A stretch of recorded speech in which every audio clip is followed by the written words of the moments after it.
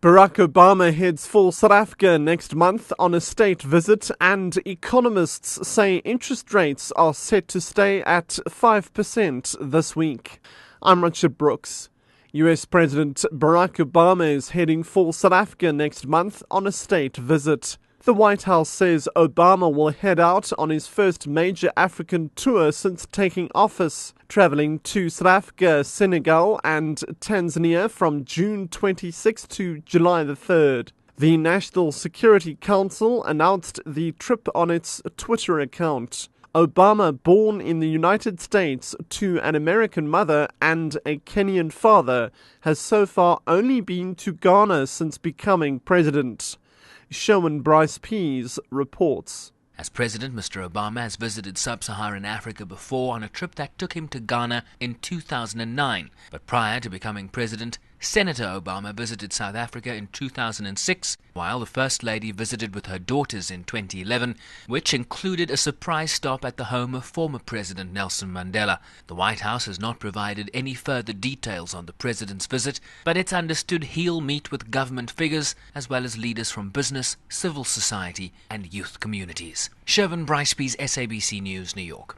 A huge tornado more than a kilometer wide at its base has devastated the American suburb of Moore in Oklahoma City, killing at least 51 people. Among them were children aged about 8 who were killed when their primary school collapsed. The U.S. state of Oklahoma's Lieutenant Todd Lamb says 24 other people were unaccounted. It's feared that they are buried under several meters of rubble. Ricky Stover is one of many residents whose homes was destroyed by the storm. We thought we died because we're inside the cellar door. We locked the cellar door once we saw it coming. It got louder, and next thing you know, you see the latch coming undone, and we couldn't reach for it, and it ripped open the door, and it just glass and debris started slamming on us, and we thought we were dead, to be honest. Economists say interest rates are set to stay at 5% this week, with imported inflation from a weaker currency concerning the central bank more than sluggish economic growth. The rand has lost 2% against the US dollar since the last rates meeting in March and hit a 4-year low of R9.47 yesterday because of worries about mining strikes.